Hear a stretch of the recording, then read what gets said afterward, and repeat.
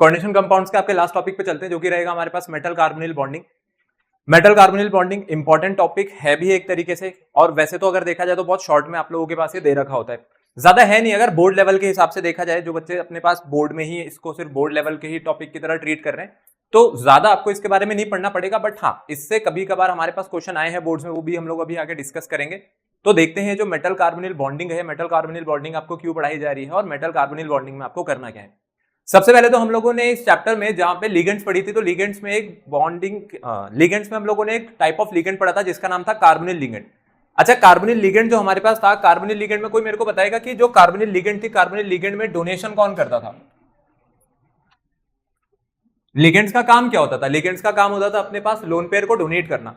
तो carbonyl ligand में जो लोन पेयर है वो कार्बन की तरफ से आता था या ऑक्सीजन की तरफ से आता था? किसकी तरफ से आ रहा है ये आता था आपके कार्बन की तरफ से, ये ऑक्सीजन की तरफ से नहीं आता था। आपका लोन पेयर किसकी तरफ से आएगा? यहाँ पर कार्बन की तरफ से। अब ये मेटल कार्बोनिल बॉन्डिंग देखो, इसको क्यों नाम दे रखा है? क्योंकि जो कार्बोनिल लिगेंड है, वो कार्बोनिल लिगेंड जाकर के मेटल आयन को क्या करेगी? अपना लोन पेयर डोनेट करेगी, मतलब उसके साथ जाकर के क्या बनाएगी? कोऑर्डिनेट बॉन्ड बनाएगी। ठीक है, यहाँ पर आपके सामने कुछ स्ट्रक्चर्स अपने पास यहाँ पर गिवन है, जिसमें सीओ को हम लोगों ने किसकी तरह लगा रखा है? एक लिगेंड की तरह लगा रखा है। तो ये जितने भी कंपाउंड्स है ना, इन सभी कंपाउंड्स को हम लोग कहते हैं ऑर्गेनोमेटालिक कंपाउंड्स। ठीक है, क्या कहते हैं इन कंपाउंड्स को हम लोग? Organometallic compounds. तो ऑर्गेनोमेटालिक कंपाउंड्स में क्या होता है? जो आपका सेंट्रल मेटल एटम होता है, सेंट्रल मेटल एटम पे सिर्फ कार्बोनिल लिगेंड ही लगी होगी, इसके अलावा और कोई लिगेंड नहीं होती है। ऐसा नहीं है कि आपके पास 4 कार्बोनिल लग गई, उसके अलावा 2 अमाइन लग गई, नहीं, सिर्फ कार्बोनिल ही होना चाहिए। अब वो किन किन कोऑर्डिनेशन नंबर के साथ लग सकता है, देखो आपके सामने यहाँ पर लिखा हुआ है। ये देखो यहाँ पर, ये निकल कार्बोनिल है, फिर उसके बाद आपके पास ये आयरन कार्बोनिल है, फिर यहाँ पर एक क्रोमियम के साथ बन रहा है कार्बोनिल, और मैंगनीज के साथ भी कार्बोनिल है। बट यहाँ पर अगर हम लोग देखेंगे तो ये जो ज्योमेट्री है ना, अभी इनकी ज्योमेट्री की भी हम लोग बात करते हैं कि यहाँ पर ज्योमेट्री कैसे रहती है। कुछ कंपाउंड्स की बात कर लेते हैं जो हम लोगों ने जनरली पढ़े थे। कौन कौन से पढ़े थे? एक तो NiCO4 पढ़ा था। ठीक है, ये तो बहुत ही ज्यादा इंपॉर्टेंट था, ये NiCO4, जो कि आपके सामने भी यहाँ पर लिखा हुआ है। इसके अंदर कोऑर्डिनेशन नंबर कितना है यहाँ पर? अगर कोऑर्डिनेशन नंबर देखा जाए तो कोऑर्डिनेशन नंबर कितना है यहाँ पे? 4। तो कैसी ज्योमेट्री बनाएगा ये अपने पास? Tetrahedral geometry. कोऑर्डिनेशन नंबर 4 है, टेट्राहेड्रल ज्योमेट्री ये बनाएगा। अगला आ जाते हैं, जैसे और अगर यहाँ पे बात करी जाए तो और क्या हो सकता था? और कौन कौन से पढ़े थे हमने? FeCO5। चलो वो तो यहाँ पे लिखे हुए हैं, तभी आप लोग जवाब दे रहे हो।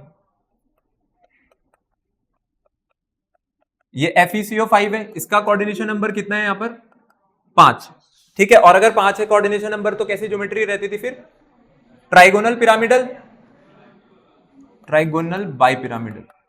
ठीक है, और लास्ट में यहां पर हम लोग ले लेते हैं एक ऐसा कंपाउंड जो कि क्या हो सकता है आपके पास? CrCO6।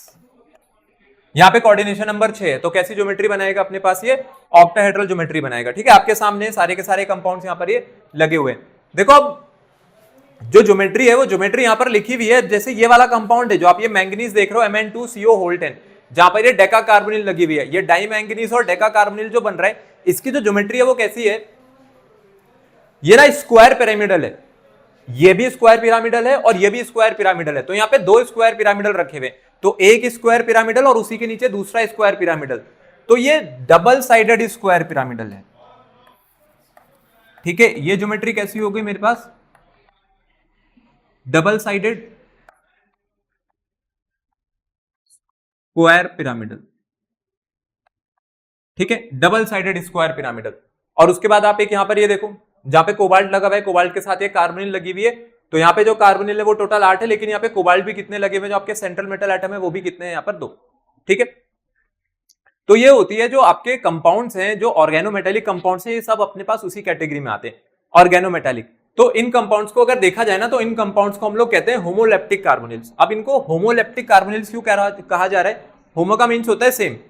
ठीक है, अब क्योंकि ये कार्बोनिल लिगेंड को यूज करके ये होमो अपने पास हुआ है, इसलिए इसका नाम है होमोलेप्टिक कार्बोनिल, ना कि आपके पास ये कोई होमोलेप्टिक कंपाउंड है।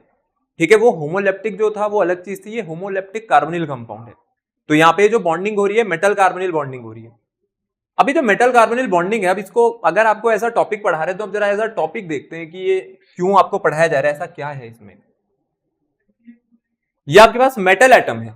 ठीक है, और ये मेटल एटम की जो आप ये ऑर्बिटल्स देख रहे हो ना, ये कौन सी ऑर्बिटल्स है मेटल एटम की मेरे पास? बताओ, सेंट्रल मेटल एटम है तो उसकी कौन सी ऑर्बिटल्स रही होंगी? ये d ऑर्बिटल्स हैं, और आपको भी पता है कि ये भरी हुई होती हैं। ठीक है, ये मेरे पास फिल्ड डी ऑर्बिटल्स है। किसकी हो गई अपने पास ये?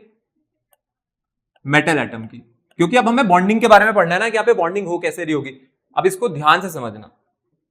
आपके पास जो कार्बोनिल है, ये कार्बोनिल का जो लोन पेयर है वो किसकी तरफ से आ रहा है? वो कार्बन की तरफ से आ रहा है। ये कार्बन का लोन पेयर आया और कार्बन का जो लोन पेयर है इसने क्या करा, इसने इस मेटल के साथ जब इस लोन पेयर को यहां पर डोनेट करा तो हेड ऑन ओवरलैपिंग हुई। तो जब हेड ऑन ओवरलैपिंग होती है तो कौन सा बॉन्ड बनता है मेरे पास? वहां पर सिग्मा बॉन्ड बनता है। ठीक है, अब जो दूसरी चीज है, दूसरी चीज यहां पर क्या रहेगी? दूसरी चीज रहेगी जो साइडवेज ओवरलैपिंग है।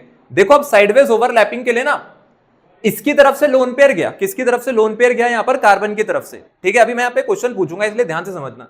ये कार्बन की तरफ से यहां पर लोन पेयर गया, हेड ऑन ओवरलैपिंग हुई तो सिग्मा बॉन्ड बन गया। सिग्मा बॉन्ड किसके पास बन गया? यहां पर मेटल के ऑर्बिटल्स के साथ।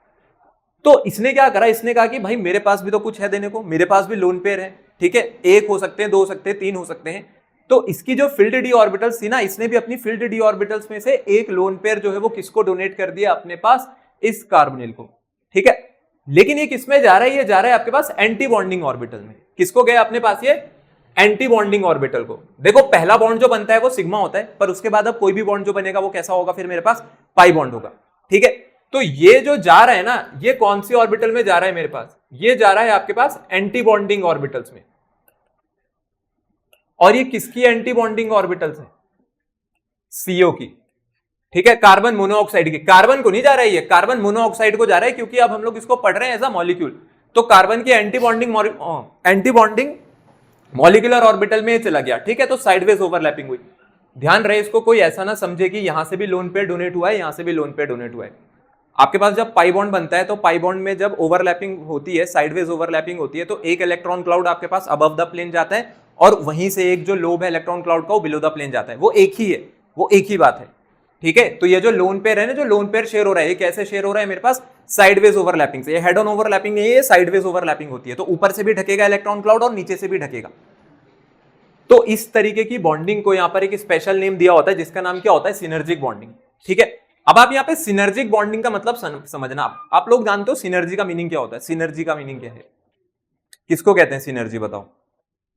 सिनर्जी का मतलब होता है आपसी तालमेल। जैसे सिंक्रोनाइजेशन होती है, ठीक है, सिंक होता है, सिंक का फुल फॉर्म होता है सिंक्रोनाइजेशन, आपसी जो तालमेल होता है हमारे पास, वैसी होती है सिनर्जी। सिनर्जी का मतलब होता है एक दूसरे की जरूरतों को पहचानने के अनुसार एक दूसरे के साथ मिलकर के काम करना, एक दूसरे की हेल्प करना। ठीक है, तो ये जो सिनर्जिक बॉन्डिंग है, सिनर्जिक बॉन्डिंग का मतलब है कि इन दोनों के बीच में जो बॉन्डिंग हो रही है वो क्यों हो रही है? क्योंकि भाई इसकी तरफ से लोन पेयर गया तो मेटल ने कहा कि मैं कौन सा बिल्कुल ऐसा हूं कि मेरे पास कुछ नहीं है देने के लिए, आप मेरा भी लोन पेयर ले जाओ। सामने से 50% एफर्ट लगा तो 50% एफर्ट इसने भी लगा दिया, तो इसको कहते हैं सिनर्जी। सिनर्जी का मतलब होता है मिलकर के काम करना एक दूसरे के लिए यहां पर। तो ये जो सिनर्जिक बॉन्डिंग हो रही है, अब देखो सिनर्जिक बॉन्डिंग से होगा क्या? सबसे पहले तो ये जो लोन पेयर है कार्बोनिल वाला, ये गया अपने पास, किसको गया? मेटल आयन की ऑर्बिटल्स को। उसके बाद मेटल आयन की जो फील्ड डी ऑर्बिटल से उसकी तरफ से लोन पेयर किसको आया? यहां पर कार्बन को आया। लेकिन अब मैंने यहां पर एक चीज बोली, मैंने क्या बोला? ये एंटी बॉन्डिंग ऑर्बिटल्स को गया। तो एंटी बॉन्डिंग ऑर्बिटल्स क्या होती हैं? कहां पढ़ा है आप लोगों ने ये चीज? क्या है एंटी बॉन्डिंग ऑर्बिटल्स? एमओटी में पढ़ा है? हाँ, तो बताओ फिर कौन बताएगा आज मेरे को? कौन है हमारे बीच? सबसे पहली चीज तो ये जो लोन पेयर है ना, ये लोन पेयर भी ध्यान रहे कहां से आ रहा है मेरे पास? सिग्मा 2pz से आ रहा है। बट बताइए सिग्मा 2pz है किसकी? कार्बन की। किसकी है सिग्मा 2pz हमारे पास? ये कार्बन की। अब ये क्यों है? आपके पास जो मॉलिक्यूलर ऑर्बिटल्स होती है ना, तो मॉलिक्यूलर ऑर्बिटल्स आपके पास होल मॉलिक्यूल पे काउंट होती है। तो मैंने ऐसा क्यों कह दिया ये कार्बन की तरफ से आ रहा है? पूरे मॉलिक्यूल की तरफ से मैंने क्यों नहीं बोला? और क्या लिखा है मैंने? ये कहां से आया आपके पास? ये लोन पेयर इस कार्बन की सिग्मा 2pz से। इसके लिए आपको जाना पड़ेगा एमओटी में। आओ चलो फिर पढ़ते हैं एमओटी। सबसे पहले हम लोग देखते हैं यहां पर मेरे पास जो कार्बन मोनोऑक्साइड है, कार्बन मोनोऑक्साइड में जब भी आप लोगों को एमओटी बनानी होती है तो सबसे पहले क्या करेंगे? टोटल नंबर ऑफ इलेक्ट्रॉन्स लिखेंगे। टोटल इलेक्ट्रॉन्स कितने हैं मेरे पास यहां पर? कार्बन पे कितने होते हैं? 6, ऑक्सीजन पे कितने होते हैं? 8। तो 6 और 8 कितना हो गया? 14। तो अगर देखा जाए तो आपके पास जो टोटल नंबर ऑफ इलेक्ट्रॉन्स है ना, total number of electrons less than equal to 14 वाला केस बना रहे हैं। अगर ये लेस देन इक्वल टू 14 वाला केस बना रहे हैं तो हम लोग किसकी एमओटी कॉन्फ़िगरेशन उठाएंगे? यहां पर N2 की, नाइट्रोजन मॉलिक्यूल की उठाएंगे। क्या ऑर्डर रहता था आपके पास? सिग्मा 1s, फिर sigma star bonding anti bonding, फिर sigma 2s, sigma star 2s। उसके बाद की आती थी पाई टू पी एक्स और पाई टू पी वाई। अब इन दोनों के बीच में इक्वल टू का साइन क्यों लग रहा है? क्योंकि ये बराबर एनर्जी पर होती है। फिर इसके बाद किसको आना चाहिए? इसके बाद आती है सिग्मा टू पी जेड और उसके बाद आएगी अब हमारे पास पाई वाली एंटी बॉन्डिंग। तो pi star two P X और pi star two P Y. ठीक है, देखो अब मैं जो चीज आपको यहां पे समझाऊंगा उसको ध्यान से समझना। अभी मैंने शुरुआत में वैलेंस इलेक्ट्रॉन्स लेकर के नहीं करा है, मैं चाहता था मैं वैलेंस इलेक्ट्रॉन से बना देता, पर आपको नहीं समझ आएगा। टोटल से लेकर चलते हैं। 14 इलेक्ट्रॉन भरने हैं, 14 इलेक्ट्रॉन भरते हैं। एस में 2 आ सकते हैं, 2 2 4 2 6 2 8। फिर 8 के बाद अब टोटल अभी 6 भरने हैं ना, तो 6 का मतलब है कि 8 के बाद 2 10 2 12। तो अभी 2 2 में ऐसे भर सकता हूं। होता यही है, 1 2 3 4 ऐसे ही जाता है ये। पहले पाई एक्स में जाएगा 2p एक्स में, उसके बाद पाई 2p वाई में, फिर अगला यहां, फिर अगला यहां। टोटल कितने इलेक्ट्रॉन भर दिए फिर अभी तक आप लोगों ने? 12। तो अब बचे हुए 2 कहां पर गए होंगे फिर? सिग्मा 2p z को। यहां पर आपकी कॉन्फ़िगरेशन खत्म हो गई। अब आ जाते हैं वैलेंस इलेक्ट्रॉन्स पे। ठीक है, अब मैं अगर आपसे पूछूं कि जो ये कार्बोनिल है, इस कार्बोनिल में टोटल वैलेंस इलेक्ट्रॉन्स कितने थे? कार्बन के पास कितने वैलेंस इलेक्ट्रॉन होते हैं? कार्बन के आउटरमोस्ट में 4 होते हैं, ऑक्सीजन के आउटरमोस्ट में कितने होते हैं? 6। ठीक है, तो कितने वैलेंस इलेक्ट्रॉन है मेरे पास? 10। और हम लोगों ने टोटल कितने भरे थे अभी यहां पर? 14। तो 14 में से 10 हटाऊंगा तो कितना बचेगा? 4। मतलब 4 इलेक्ट्रॉन ऐसे हैं जो कि बॉन्डिंग में पार्टिसिपेट नहीं कर रहे हैं, तो उसको हटा देते हैं। तो वो कहां से हटेंगे? वो यही वाले तो हट गए। ठीक है, ये तो बॉन्डिंग में पार्टिसिपेट ही नहीं कर रहे हैं। तो मेरे को जब भी कभी किसी भी मॉलिक्यूल के बारे में पढ़ना होता है तो हम लोग किसको कंसिडर करते हैं? सिर्फ वैलेंस इलेक्ट्रॉन्स को। तो ये आपके पास वो मॉलिक्यूलर ऑर्बिटल कॉन्फ़िगरेशन है जो कि अभी हम लोगों को यहां पर काम आएगी। आई बात समझ में? मैंने यहां पर क्या बोला? ये जो 4 है या 4 आप हटा दो। क्यों हटा दो? क्योंकि ये वैलेंस इलेक्ट्रॉन का पार्ट नहीं थे। तो 10 इलेक्ट्रॉन अगर कोई भरेगा तो फिर वो यहीं से भरना शुरू करेगा। अब आप मेरे को बताओ बॉन्ड ऑर्डर कैसे निकालते थे भाई? अपने पास बॉन्ड ऑर्डर का फॉर्मूला क्या होता था? बॉन्ड ऑर्डर का formula number of electrons in bonding minus number of electrons in anti bonding divide by 2। अगर बॉन्ड ऑर्डर यहां पर देखे तो बॉन्ड ऑर्डर क्या निकल करके आएगा? बताओ, बॉन्ड कितने दिख रहे हैं आपको? बॉन्डिंग इलेक्ट्रॉन्स यहां पर बॉन्डिंग में कितने इलेक्ट्रॉन्स बैठे हुए हैं टोटल? 2 2 4 2 6 2 8। एंटी बॉन्डिंग में कितने हैं टोटल? Divide by 2। आंसर कितना आ गया यहां से? 6/2। मतलब कितना आ रहा है बॉन्ड ऑर्डर? इसका मतलब है जब कार्बन का ऑक्सीजन के साथ यहां पर बॉन्ड बनेगा तो क्या बॉन्ड बनेगा मेरे पास? एक ट्रिपल बॉन्ड। ये आ गए आपके पास कार्बोनिल। अब आती है यहां पे सबसे इंपॉर्टेंट चीज। हम लोगों ने क्या बोला था कि अभी पीछे जो आपके पास इलेक्ट्रॉन डोनेट हो रहा है वो कहां से डोनेट हो रहा है? सिग्मा 2p z से। पर ऐसा क्यों कहा कि ये आपके पास कार्बन की तरफ से गया? ऐसा कैसे कह दिया कि ये कार्बन की तरफ से जा रहा है? पूरे मॉलिक्यूल की तरफ से क्यों नहीं बोला गया? थोड़ा सा और डीप में जाते हैं इस कॉन्सेप्ट के। आपके पास होता क्या है कि कार्बन और ऑक्सीजन में, आप मेरे को बताओ, कार्बन और ऑक्सीजन में किसकी इलेक्ट्रोनेगेटिविटी ज्यादा है? बिल्कुल, ऑक्सीजन जो है आपके पास ये क्या होता है? ज्यादा इलेक्ट्रोनेगेटिव होता है। और कार्बन उसके मुकाबले कैसा है? ये कम इलेक्ट्रोनेगेटिव है, क्योंकि दोनों सेमी पीरियड के मेंबर है। और अगर पीरियड में लेफ्ट टू राइट बढ़ेंगे तो अपने पास लेफ्ट टू राइट बढ़ने पर क्या होता है? इलेक्ट्रोनेगेटिविटी जो है वो इंक्रीज हो जाती है। ठीक है, ध्यान रहे, जो भी एटम आपके पास कम इलेक्ट्रोनेगेटिविटी के साथ आता है ना, उसकी ऑर्बिटल्स हायर एनर्जी पे होती हैं। ठीक है, आई बात समझ में? मैंने क्या बोला? जिस भी एटम की जो आपके पास इलेक्ट्रोनेगेटिविटी कम है उसकी ऑर्बिटल्स किस पे होती हैं? अपने पास यहां पर हायर एनर्जी पे। तो इसमें से हायर एनर्जी ऑर्बिटल्स कौन लेकर के आएगा? कार्बन। इसकी ऑर्बिटल्स हायर एनर्जी पे हैं। ठीक है, और ऑक्सीजन ने भी लगाई हैं, बट बात यह है कि ऑक्सीजन की जो ऑर्बिटल्स हैं वो किस पे रहेंगी? यहां पर लोअर एनर्जी पर। तो इतनी चीज आई यहां तक समझ में, जितना मैंने आपको यहां पर बोला है। तो कार्बन की जो आपके पास ऑर्बिटल्स हैं वो हायर एनर्जी पर हैं। ठीक है, और ऑक्सीजन वाला जो कि ज्यादा इलेक्ट्रोनेगेटिव था, उसकी एनर्जी ऑर्बिटल्स पे अगर हम लोग देखें तो वो कैसी एनर्जी पर है? यहां पर लोअर एनर्जी पर। तो ये जो कार्बन है ना, क्योंकि कार्बन ने अपनी जो एनर्जी ऑर्बिटल्स लगाई है वो हायर एनर्जी के साथ लगाई है, तो जो सिग्मा 2p z है, जो सिग्मा 2p z में आपको ये 2 इलेक्ट्रॉन दिख रहे हैं ना, ये सिग्मा 2p z के जो 2 इलेक्ट्रॉन यहां पर बचे हुए हैं, ये किसकी तरफ लोकलाइज्ड हो जाएंगे? यहां पर कार्बन की तरफ। तो 2 electrons of sigma 2p z is more localized on, किस पर लिखेंगे हम लोग? Is more localized on carbon. ये सबसे इंपॉर्टेंट चीज है। यही तो आपका लोन पेयर है जो वहां पे आ रहा है। वो जो लोन पेयर है ना, वो सिग्मा 2p z से आ रहा था आपके पास। ठीक है, ये जो लोन पेयर है कहां से निकल करके आ रहा है? सिग्मा 2p z से आ रहा है। अच्छा, सिग्मा 2p z से ही क्यों आया होगा? क्योंकि ये सबसे आपके पास लास्ट वाली बचेगी। ठीक है, जो यहाँ पे pz बच रही है ना, pz, पीजेड का मतलब है कार्बन ने भी अपनी पीजेड लगाई और ऑक्सीजन ने भी अपनी पीजेड लगाई। अभी मैं पूरा डायग्राम यहाँ पे नहीं बना सकता हूं, अगर आप लोगों को यहाँ पे समझ नहीं आ रहा होगा तो बता दो, मैं आपको डायग्राम के थ्रू समझा दूंगा। अगर किसी को प्रॉब्लम है तो मैं डायग्राम के थ्रू बता देता हूं। कार्बन के आउटर मोस्ट में अगर देखा जाए तो कार्बन की कॉन्फ़िगरेशन क्या रहती है बताओ? कार्बन की कॉन्फ़िगरेशन क्या पढ़ी हम लोगों ने? 1s2 2s2 2p2। तो ये इसकी px है py है कार्बन की। इसके p में कितने इलेक्ट्रॉन्स हैं? 2। ऑक्सीजन के p में कितने इलेक्ट्रॉन्स रहेंगे टोटल? 4। ठीक है,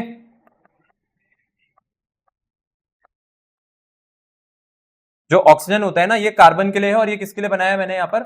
ऑक्सीजन के लिए, जो पी वाला मैं बता रहा हूं आपको। तो ये जो सिग्मा 2pz है ना, ये जो सिग्मा 2pz है, ये सिग्मा 2pz किसकी तरफ, मतलब सिग्मा 2pz के जो 2 इलेक्ट्रॉन है वो किसकी तरफ ज्यादा लोकलाइज है? कार्बन की तरफ। इसीलिए वो इलेक्ट्रॉन का पेयर किसकी तरफ से गया है? कार्बन की तरफ से। बस आप सिंपल सा रूल ध्यान रखना कि जिसकी भी एनर्जी, जिस भी ऑर्बिटल की एनर्जी हाइयर होती है उसी की तरफ जो अपने पास इलेक्ट्रॉन क्लाउड है वो डीलोकलाइज हो जाता है, या वो ऑर्बिटल जो है वो अपने पास कहां हो जाती है? डीलोकलाइज हो जाती है। ठीक है, तो अब आई यहां पर बात समझ में, जो चीज यहां पर बोली गई।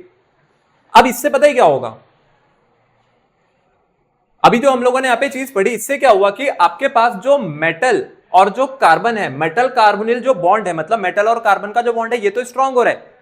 अगर इधर सिनर्जी बढ़ेगी ना तो फिर इधर सिनर्जी कम होने लगेगी। ठीक है, अब ये क्यों हुआ? कोई बता सकता है क्यों हो रहा होगा, ऐसा क्यों हो रहा होगा? इस तरफ बॉन्डिंग स्ट्रांग हो रही है तो दूसरी तरफ बॉन्डिंग वीक हो रही है, ये तो आपकी नॉर्मल लाइफ का केस है। तो आप वैसे ही बता दोगे? बताओ कौन बताएगा? हाँ देखो, एक एग्जांपल ले सकते हैं। जैसे आपने देखा होगा कि जब अपने पास जैसे नई नई शादी होती है किसी की, तो अपनी जो मम्मी लोग हैं, मतलब जो सास लोग हैं, बहू को पसंद नहीं करते, है ना? यही होता है। क्यों होता है ऐसा, बताओ क्या रीजन है इसके पीछे? क्योंकि जो मतलब जितना मैंने ऑब्जर्व किया, मम्मी लोग जो होती है अपने बेटों को बहुत प्यार करती हैं। ठीक है, तो उनको लगता है कि भैया कभी अब ये इसी का ही ना हो जाए और मेरी बात ही ना सुने ये, है ना? तो उनको भी पता है कि अगर इसकी इधर सिनर्जी स्ट्रांग होगी, अगर इसके इधर की तरफ अपने पास बॉन्ड तेज बनेगा, तो ऑटोमेटिकली ये चाह करके भी अगर इधर बॉन्ड स्ट्रांग बना रहा होगा तो इसके साथ इधर ऑक्सीजन के साथ जो बॉन्ड बनना था ऑटोमेटिकली वीक हो जाएगा। ऐसा मम्मी लोगों को भी लगता है कि भाई ये पूरा बहू का ही ना हो जाए और फिर मेरी तो ये सुने ही ना, और कल की डेट में हमें कहीं जाकर के वृद्धाश्रम भी ना छोड़ाए, आज से 10-12 साल बाद। कुछ लोग तो शादी से 1-2 महीने बाद ही छोड़ देते हैं। तो ये जो सिनर्जी वाली यहां पर चीज है ना, अब सिनर्जी पे क्या हुआ? सिनर्जी में मैंने बोला मेटल और कार्बन की सिनर्जी अच्छी हो रही है, पर उससे फिर किसकी बॉन्डिंग खराब हो रही है इसके वजह से? कार्बन और ऑक्सीजन की। ठीक है, ये चीज आई आप लोगों को यहां पर समझ में? तो पहले आप लोग ये नोट कर दो, फिर मैं उसके बाद आपको बता देता हूं। उसमें फटाफट से कर दो, ये वाला कर देना और ये वाला कर देना। अच्छा, ये चीज आई, यहां पे डायग्राम बनाने की जरूरत तो नहीं है। ठीक है, सिग्मा 2pz जो है, अरे यहां पे बात सुनो, ये मैं आपको जो ये चीज पढ़ा रहा हूं ना बहुत इंपॉर्टेंट है ये। अब समझते हैं जरा सिनर्जिक बॉन्डिंग से क्या होगा। देखो अब जरा यहां पे ध्यान देना आप लोग, सिनर्जिक बॉन्डिंग देखना है यहां पर। सिनर्जिक बॉन्डिंग में मैं अब यहां पे दो चीजों की बात करने वाला हूं। एक तो होगी बिटवीन मेटल एंड कार्बन। ठीक है, क्योंकि मेटल और कार्बन के बीच में हमारे पास एक तरीके से इंटरेक्शन हो रहा है, और दूसरी मैं यहां पर बात करूंगा कार्बन और ऑक्सीजन की, क्योंकि जो अपने पास ये इंटरेक्शन हुई है नहीं, उसकी वजह से पुराने पे क्या फर्क पड़ा। तो सिनर्जिक बॉन्डिंग में अगर सिनर्जिक बॉन्डिंग को मैं मेटल और कार्बन के लिए देखूं, तो आप लोग मेरे को बताना कि सिनर्जिक बॉन्डिंग से मेटल और कार्बन का बॉन्ड स्ट्रांग हुआ या वीक हुआ? स्ट्रांग हुआ। अगर स्ट्रांग हुआ तो बॉन्ड इंथैल्पी बढ़ जाएगी या कम हो जाएगी? बॉन्ड इंथैल्पी बढ़ जाएगी, बॉन्ड एनर्जी बढ़ेगी। और अगर बॉन्ड एनर्जी बढ़ रही है, बॉन्ड एनर्जी बढ़ने का मतलब है दूसरी चीज इसके साथ क्या क्या बढ़ रही होगी? आपके पास बॉन्ड ऑर्डर भी बढ़ रहा होगा, क्योंकि बॉन्ड ऑर्डर का मतलब है कि एट अ टाइम कितने बॉन्ड से वो कोऑर्डिनेट कर रहे हैं एक दूसरे को। ये जितना ज्यादा होता है उतनी ज्यादा एनर्जी लगती है बॉन्ड तोड़ने के लिए। लेकिन अगर बॉन्ड ऑर्डर बढ़ता है तो बॉन्ड ऑर्डर बढ़ने के साथ बॉन्ड लेंथ पे क्या फर्क पड़ता है बताओ? बॉन्ड लेंथ आपके पास कम हो जाएगी। बॉन्ड एनर्जी बढ़ी, क्यों? क्योंकि बॉन्ड ऑर्डर बढ़ रहा था, लेकिन उसकी वजह से क्या कम हो गई? मेरे पास बॉन्ड लेंथ कम हो गई। अब इसके बाद ना जो फैक्टर आपने यहां पे लिखे बस इसका उल्टा कर देना नीचे। क्यों कह रहा हूं? देखो उल्टा कर देना, क्योंकि मैं बात करने जा रहा हूं कार्बन और ऑक्सीजन के बीच में। आपको भी पता है कि यहां पर जो कार्बन है, कार्बन ने अपना जो लोन पेयर था सिग्मा 2pz वाला, वो किसको शेयर करा दिया? इस मेटल को। तो अब जो कार्बन और ऑक्सीजन है, इस कार्बन और ऑक्सीजन के बीच का जो बॉन्ड ऑर्डर है, वो बॉन्ड एनर्जी जो है वो बढ़ेगी या कम होगी? ये कम होने लग जाएगी, क्योंकि इनकी सिनर्जी कम हो गई। ठीक है, इनके बीच की जो बॉन्डिंग है वो वीक पड़ने लग गई, तो अब कम एनर्जी देकर के भी बॉन्ड टूटेगा। तो यहां तो बॉन्ड एनर्जी कम होने लगेगी, तो बॉन्ड ऑर्डर भी क्या हो गया होगा? फिर कम हो गया होगा। तो इसके कारण बॉन्ड लेंथ क्या हो जाएगी? फिर ज्यादा हो जाएगी। तो जो आपने ऊपर करा था ठीक उसका नीचे क्या कर देना अपने पास यहां पर रिवर्स कर देना। ये बात आई समझ में जो आपको यहां पर बताई गई है। अब एक और इंपॉर्टेंट चीज आप लोग सुनो, वो रहती है बॉन्ड ऑर्डर। बॉन्ड ऑर्डर का फॉर्मूला क्या था? NB minus Na/2। आपका जो मेटल है, मेटल ने क्या करा, मेटल ने लोन पेयर किसको डोनेट कराया? एंटी बॉन्डिंग ऑर्बिटल को। ध्यान रहे कि जो लोन पेयर की डोनेशन हुई है मेटल ऑर्बिटल से तो हुई है, पर वो बॉन्डिंग को नहीं गया, CO की बॉन्डिंग को नहीं गया, CO की किसको गया? एंटी बॉन्डिंग को। तो number of electrons in anti bonding ये क्या करने लगेंगे? इंक्रीज करने लगेंगे। किस में इंक्रीज कर रहे हैं? CO में, क्योंकि उसकी एंटी बॉन्डिंग को जा रहा है। अब अगर ये क्वांटिटी बढ़ने लगेगी तो मेरे को बताओ बॉन्ड ऑर्डर क्या होने लग गया होगा? कम होने लग गया होगा, क्योंकि भाई ऑब्वियसली बात है कि अब जब आप कोई भी दो नंबर का डिफरेंस निकालते हो ना, मैं दूसरे नंबर को जितना बड़ा कर दूंगा नंबर उतना छोटा आएगा। सिंपल सी मैथ्स है। 4 में से 2 जाएगा तो 2 बचता है, लेकिन 4 में से 3 जाएगा तो 1 बचेगा। ठीक है, ओवरऑल नंबर छोटा हो गया। इसलिए मैंने लिखा था कि जो बॉन्ड ऑर्डर है ना, वो बॉन्ड ऑर्डर कम होने लगेगा। बट ये बॉन्ड ऑर्डर किसका कम हो रहा है? कार्बन और ऑक्सीजन का। क्योंकि भाई जो लोन पेयर है ना, वो लोन पेयर किसको जा रहा है? वो लोन पेयर जा रहा है आपके पास एंटी बॉन्डिंग को। तो मैं लिख भी देता हूं, एज मेटल डोनेट्स टू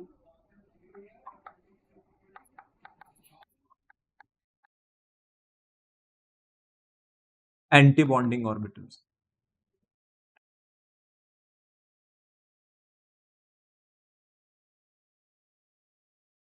एक और चीज आपको बता देता हूं, वो हो सकती है हमारे पास चार्ज डेंसिटी।